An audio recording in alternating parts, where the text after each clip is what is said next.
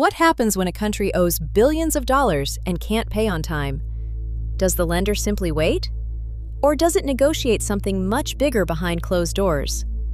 China has invested billions of dollars in Ethiopia, helping finance railways, highways, industrial parks, power projects, and other major infrastructure. But as Ethiopia continues dealing with its debt burden, an important question is emerging. What exactly happens when Ethiopia cannot repay Chinese loans according to the original schedule? And what does China receive in return for giving Ethiopia more time? China has become one of Ethiopia's most important economic partners and creditors. Over the past 2 decades, Chinese financing has played a major role in Ethiopia's infrastructure expansion. One of the most famous examples is the Addis Ababa-Djibouti Railway, a massive project connecting landlocked Ethiopia with the port of Djibouti. But borrowing billions of dollars also creates long-term obligations. When financial problems make repayment difficult, China does not necessarily demand all of its money immediately. In several countries, Chinese lenders have renegotiated loans, extended repayment periods, or changed repayment schedules. Ethiopia has also negotiated debt relief and restructuring with Chinese lenders. This can be extremely valuable for Ethiopia. Imagine that a major repayment is approaching while the country is struggling with foreign currency shortages. Extending repayment over additional years can reduce the immediate pressure.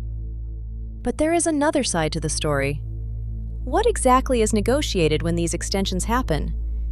Many Chinese loan agreements contain confidentiality provisions, and negotiations between governments and lenders are not always fully available to the public. That does not automatically mean something suspicious is happening. Confidentiality exists in international finance around the world. But when billions of dollars of public debt are involved, the lack of information naturally creates questions. Could China seek greater commercial opportunities in Ethiopia? Could Chinese companies become more involved in infrastructure, mining, telecommunications, manufacturing, energy, or other industries? Could future contracts become part of broader economic negotiations? These are important questions, but they should not be confused with established facts. There is no public evidence showing that China automatically demands Ethiopian assets whenever Ethiopia cannot repay a loan. There is also no evidence of a universal Chinese rule saying that a country receiving a 10-year extension must purchase everything from China. Different loans have different conditions, but Chinese financing is often connected with Chinese contractors, equipment, technology, and companies. That means the economic relationship can extend far beyond simply borrowing money and paying it back. And this is where China's influence becomes particularly interesting. China does not need to physically own a country or seize its infrastructure to gain influence. Long-term financing can create relationships lasting decades. A railway needs maintenance. Power infrastructure needs equipment. Factories need machinery. New projects need financing. And governments need investors.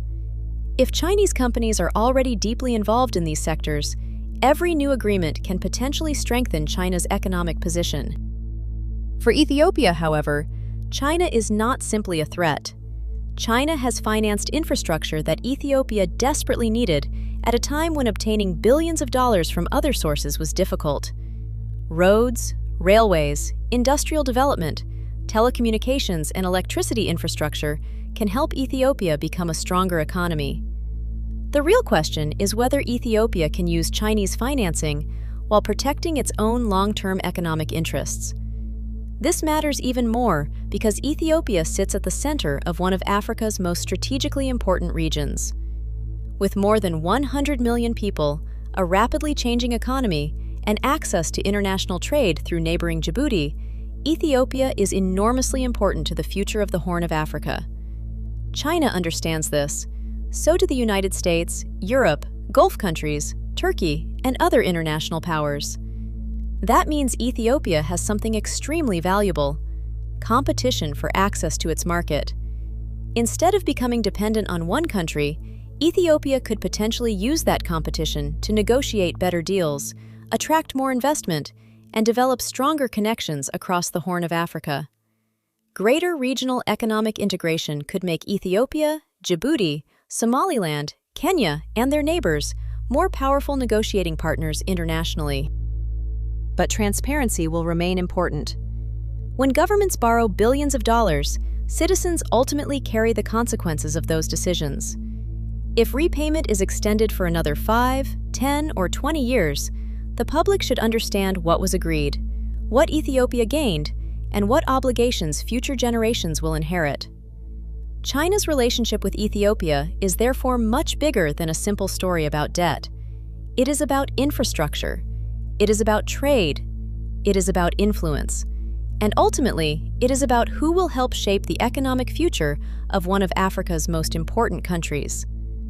China may be willing to wait longer for its money, but in international politics, additional time can sometimes be almost as valuable as money itself. So, the biggest question may not be whether Ethiopia can repay China. The bigger question is this: as Ethiopia renegotiates billions of dollars in debt, what will China ultimately receive in return?